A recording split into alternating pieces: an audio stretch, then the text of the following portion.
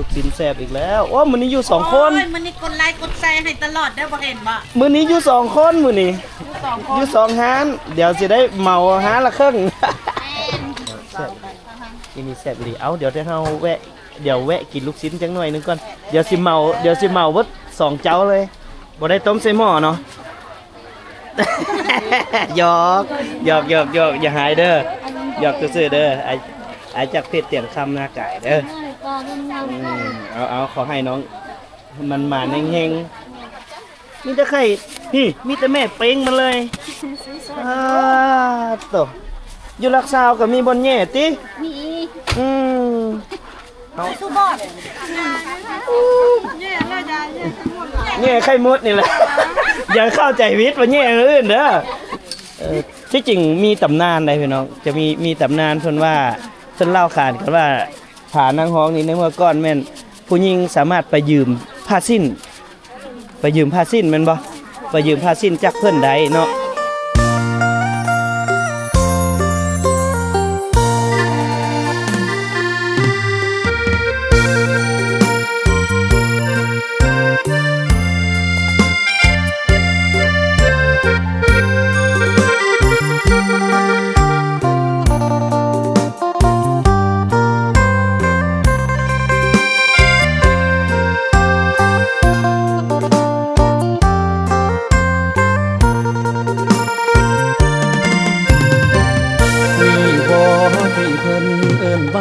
สายแนนอยู่คนละแดนยังได้มาเป็นแฟนกันพี่เป็นหนุ่มไทยข้ามฟ้าจากเมืองบึงกาฬหอบใจสงสารขึ้นทางปากสันธานีออกไปซื้อผักพี่น้อง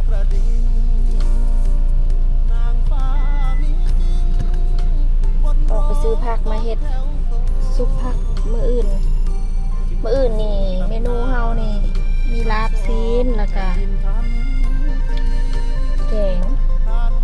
แล้วก็ซุปผักเฮ็ดเมนูแบบบางๆพี่น้องอาหารคนรักเช้ามาจุ๊บผักจุ๊บปักไปนะพี่เนาะ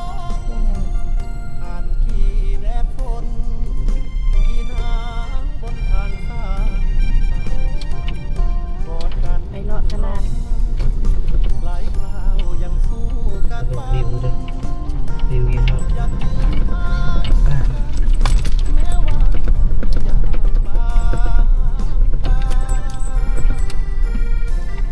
จุดปัก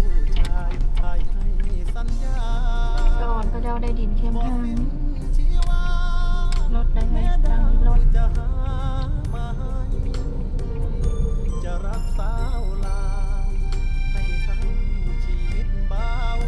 แต่ก่อนแล้วมันให้อยู่กับบ่อยู่มันบอกแคมทางยานลูกออกทางหมดเลยคงบ่ครบนะแต่เจ้าขับรถจริงๆเข้าใต้สัญญาณออกตะดดละค่อยให้แน่ก่อนกับว่ายังบ่ไกลก็ไปก่อนสิ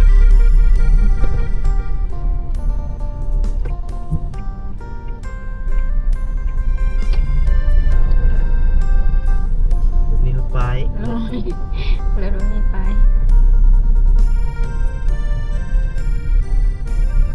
จริงๆเพื่อนยังอยู่บ้านไก่ไฟสัญญาณมากก็ให้มีน้ำใจให้กันแด้จังหน่อยนึงว่ากันได้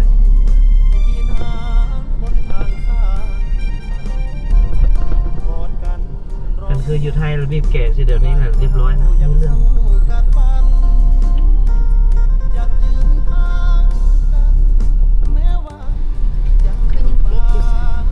ปั๊มหนึ่งปิดแล้วเบิ่งปั๊มปิดนี่เลยปั๊มปิดปั๊มน้ำมันยังบ่มีน้ำมันปั๊มน้ำมันห่างกันบ่ฮอด50 เมตรแต่บ่มีน้ำมันขายเงินเลยพระเจ้าสร้างขึ้นมาให้อย่างวันนี้ฮอดได้ละปั๊มน้ำมันช่างละวันหลายไปนี่ อันนี้เอาหัวออกแล้วอันนี้ มานี่ปั๊มอีกแล้วนี่เบิ่งไหมบ่ฮอด50 เมตรซ้ำปั๊มน้ำมันปกติมันบ่เฮาตัวนี้เฮาบ่ฮู้ว่าระเบียบในการสร้างปั๊มน้ำมันนี่มันห่างกันเท่าใดเนาะแนมเห็นก็ปั๊มน้ำมันอีกน่ะ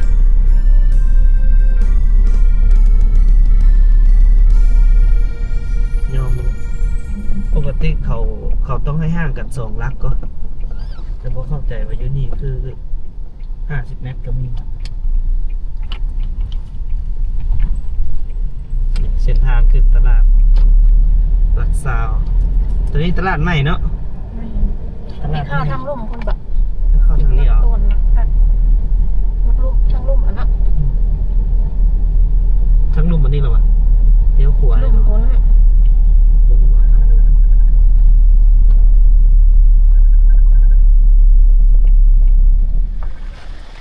ตลาดเมืองคำเกิดแขวงบนคำไซหรือว่าตลาดลักซาวพี่น้องเดี๋ยวเรามาเบิ่งมักต้นมักฟักมันบ่ไปว่ากิโลละเท่าไหร่แตงโอ้หลายแหงเนาะหมกแตงแล้วยันนี้ก็จะปลูกหมกแตงหลายว้าตัวพี่น้องหลายแท้อะไรวะ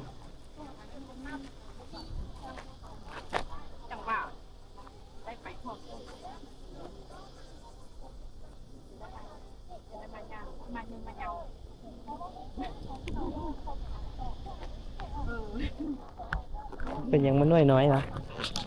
ได้มักต้นใหญ่ฮะ อันนี้มันคือหน่วยปลอมเนาะ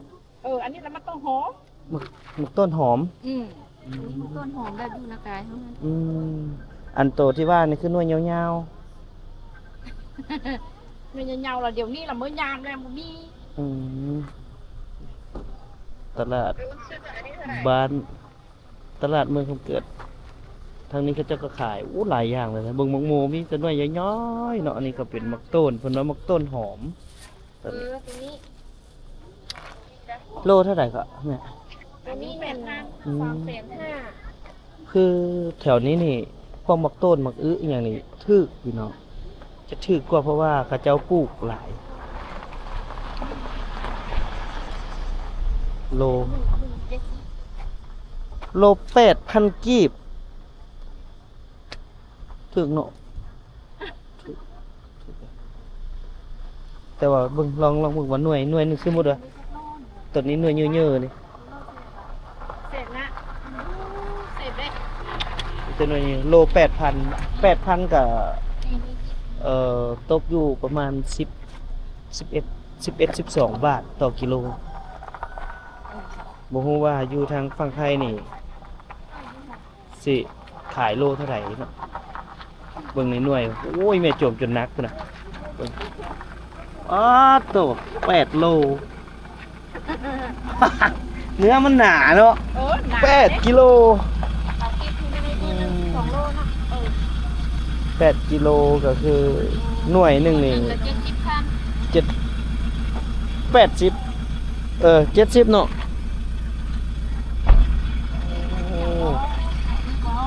หลายแหงขนาดเลยบ่เตียงบ่ฮู้ว่าอยู่ประเทศไทยนี่มีจักสายพันธุ์เนาะคืออยู่ราวโลหนึ่ง 8,000 ก็ถึกอยู่10ประมาณ11-12 บาทประมาณนั้นบ่ฮู้ว่าอยู่ไทยนี่กิโลละเท่าไหร่เนาะแล้วก็การขนส่งออกหรือนำเข้านี่มันต้องมีอหย่างบ่คือเห็นพี่น้องทางฝั่งไทยนี่ติดต่อบ่แต่งคำมาว่าเรื่องการปลูกหมากอื้อไว้สั่งนี่แหละเนาะแต่ว่าก็เงียบหายไปเติมนึงแล้วเนาะอันนี้คือเพิ่นเอาอยู่ปักสั้นพี่น้องเพิ่นเอาอยู่ปักสั้น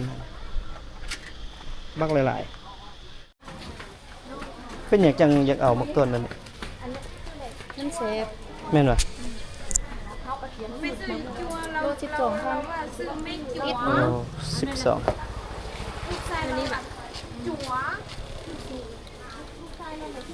โอ้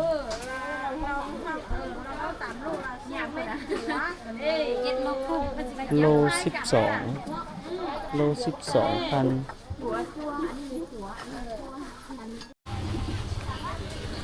เดี๋ยวเลาะเบิ่งตลาดนี่พี่น้องตลาดแรงโอ้เพิ่นกางขนมเลยเพิ่นยังบ่ทันได้โพสต์ขนมลง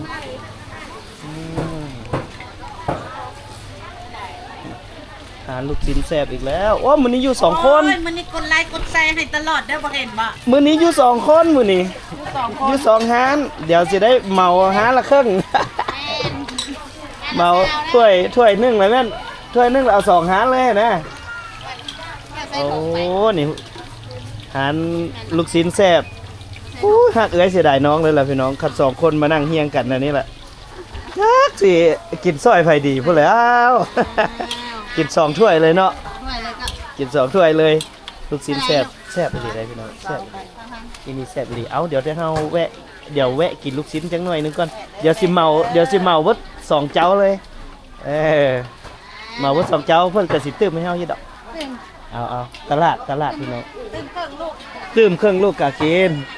ตลาดแรงเดี๋ยวบ่เตียงข้ามพาเลาะเนาะเดี๋ยวสิพาเลาะเบิ่งคนโอ้มาซื้อหลายแฮงขนาดสุดยอดเลยจักหน่อยพุ่นแหละเนาะจักเอาผักกังลงนี่เนาะ น้อยมาเป็ดเก็บขาย มีแต่คนขายบ่มีคนซื้อโอ้ยเอามาหน่อยเด้อมาซื้อหน่อยเด้อ เด้อคนเชื่อ คนซื้อมาแดจักหน่อยคนขายเมื่อปะเลยเนาะ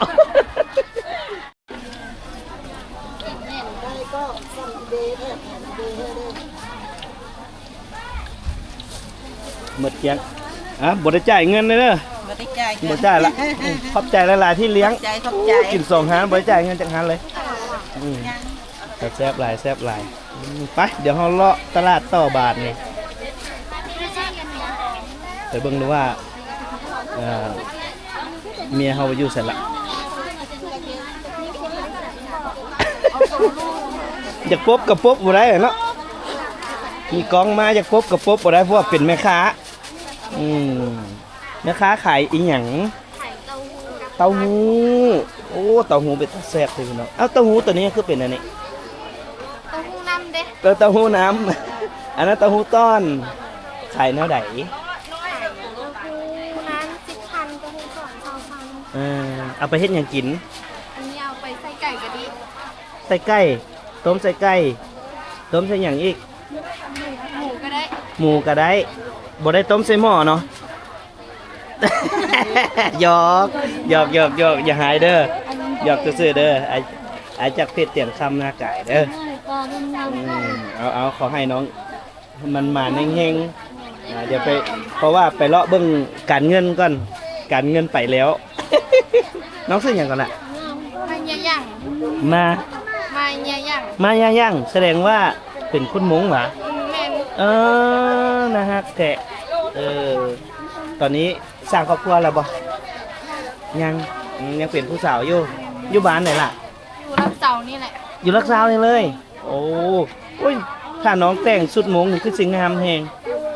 หน้าแบบหน้าเรียวๆหุ่นน้อยๆบาง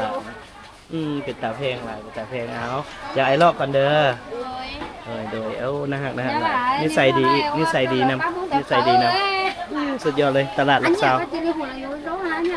ตลาดลักซาวนี่จบขนาดเนาะเวลาเฮาเว้าเฮาว่าเฮาลมเอียงในคลิปเพิ่นก็ลมน้ำเฮาเลยพี่น้องเพิ่นอัธยาศัยดีแฮงแม่ค้าเท่านี้อัธยาศัยดีเดี๋ยวเฮาเลาะเบิ่งอีกทางพี่เบิ่งหัวตาวหัวทูนโอ้หลายแห่งเลยลักซาวถือว่ามีครบเครื่องเลยมีทุกอย่าง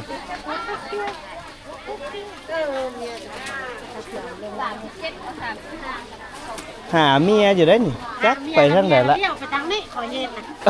เลี้ยวไปทาง เลี้ยวไปทางนี้เนาะ เลี้ยวไปทางนี้ โอ้ยเดี๋ยวไปขอเงินไว้ก่อน เพื่อไปซื้อสร้อยผู้สาวน้อยว้ายสบายดีมาซื้ออีหยังอาหารแรงบ่นี่อาหารแรงเอ้าเห็นเอิ้นบ่เมื่อกี้นี้แน่บ่เจอกันซ้ำน้องกินลาเอา มาลินนะ มาเฮ็ดมาแขนให้เพาะให้พ่อเฒ่าเอาได้อาหารแรงละอยากกินหยังก็ได้กินอยู่นี่อุดมสมบูรณ์แฮงขนาดเลย ไข่มดก็มีเพิ่นไปแย่อยู่ใส่เนาะไข่มดนี่เนาะอ๋อมีแต่ไข่ตรงๆเบิ่งดูน่ะมีแต่ไข่พี่มีแต่แม่เป้งมาเลยโตอยู่ลักซาวก็มีบ่อนแย่ติ มี อืมเฮาละคิดว่าบ่มีบ่อนแย่ได้อยู่ลักซาวนี่มีอยู่เนาะ แย่อยู่นะค่ะ โอ้หน้าไก่กระหากิโอ้นี่ดอกกระเจียวเองนี่พี่น้องนี่ป้าบโตมีแต่อาหารบ้านป่าบ้านนาอันนี้เพิ่นเอิ้นกี้หยังก่อนอันนี้ หอยเห็ด ฮะ หอยขี้น้อย หอยกี้น้อยเว้าในนี้ง่ายๆเนาะอาหารแถวนี้อาหารตามธรรมชาติหลายแฮงอาหารหลายนี่เบิ่งถ่ายรูปไว้ก่อนโอ้สุดยอดหลายแฮงสู้บอดแย่เลยยายแย่ทั้งหมดเลย แง่ไข่มดนี่แหละ อย่าเข้าใจผิดว่าแง่อื่นเด้อแง่ไข่มดเด้อบ่อึดบ่แง่นะพื้นที่มันกว้างนะแม่เนาะโอ้นี่เท่านี่ป้าโตเป็นเท่าห้วยบ่แม่อืม น้ำบนหิน คือเท่านี่เป็นอาหารที่คันสิว่าเลยมันสุดยอดเลยนะพี่น้องบ่เตียงนี่โอ้มักแฮงเรื่องเท่าขาย1,000 2,000นี่เนาะ ขายครึ่งๆก็ได้ขายแค่ นี่พอดีกินสำนี่นี่มะแข้งน้ำไปใส่นี่มะแข้งไปใส่น้ำนี่เท่าสุดยอดเลยพี่น้องเท่าโอ้บุอึดบอลแย่เนาะแม่เนาะยังบ่แล้วน้ำแย่ไข่มดแดงพวกอึดบอลแย่เลยเอาขอบใจเด้อแม่เด้อขายห้างขายมีมาเลาะทางนี้ก่อนหลักซาวคิดว่าบ่มีบอลแย่บุอึดบอลแย่เนาะทักอันนี้ก็เฮ็ดก็หลายแฮงพี่น้องหลายแฮงได้เพิ่นเริ่มปลดอันภาคกลางลงละเพิ่นเริ่มปลดภาคกลางลงก็สิเห็นวิวธรรมชาติลักซาวของแท้มาเลาะแถวตลาดได้จะเห็นแบ็คกราวด์ที่เป็นภูเขางามเลยพี่น้องเวลาเพิ่นเอาภาคกลางลงนี่แนมมาทางนี้นี่คักแฮง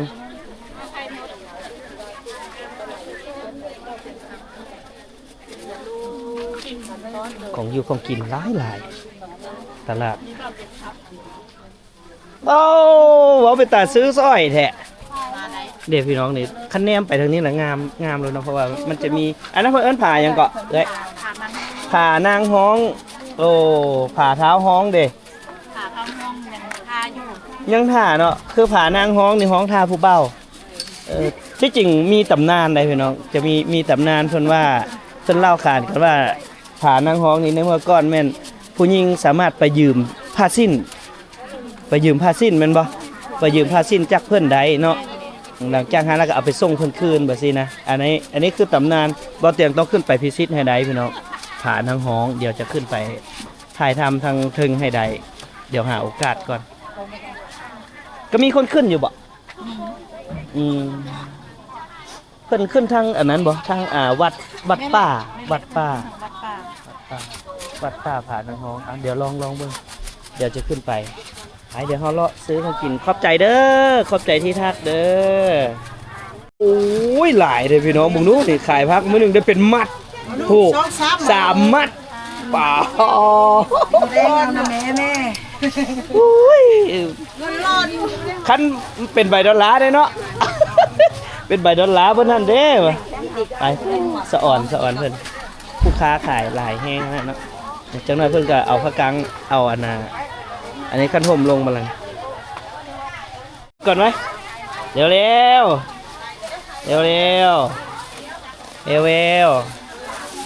นะมานี้ไอ้จูนสบายดีไอ้จูนมาอย่างไอ้จูนมาอย่างลูก มาขอเมียอาโจ ว้ามาขอเมียว้ายคือบ่บอกแน่เฮ้ย คนมาคุมกัน คือบ่บอกเดี๋ยวแน่เฮ้ยมาขอเมียนะ จะน้อยงานดองเจอ จังหน่อยงานดองเด้อโอเคแล้วดิ เรียบร้อยแล้วเนาะจูนกินลูกชิ้นบ่จูนกินบ่ไปกินลูกชิ้นน้ำลุงไปนะไปนี่ลูกชิ้นอยู่นี่มาพี่นี่ลูกชิ้นทางนี้มา มากินลูกชิ้นนี้เดี๋ยวลุงเลี้ยงลูกชิ้นได้อีกเบิ่งอันคนงามหน่อยนึงดอกฟ้ารักษาอุ้ยไปลูกไปลุงกับบ่ได้เบิ่งหลานเลยเบิ่งแต่ลูกค้าผู้มาเลาะตลาดไปก่อนพาลูกไปนั้นหน่อยนึงเดี๋ยวสิเลี้ยงเดี๋ยวจึงอยู่จุดนี้ดนๆกันหน่อยนึงเอาไปบาทนี่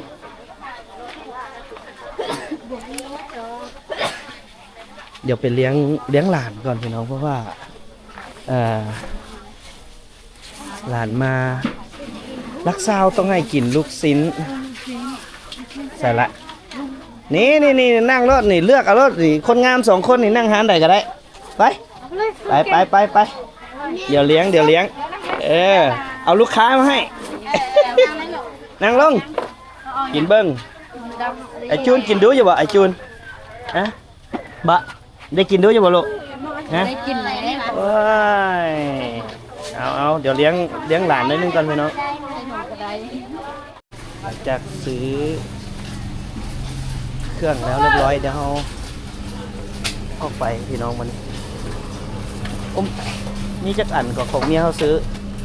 อันนี้เม่นบันนี้เลยบ่มีล้อปะ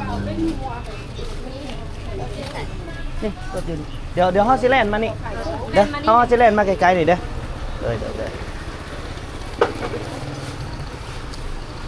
เดี๋ยวขยับรถก่อนพี่น้องขยับรถหน่อย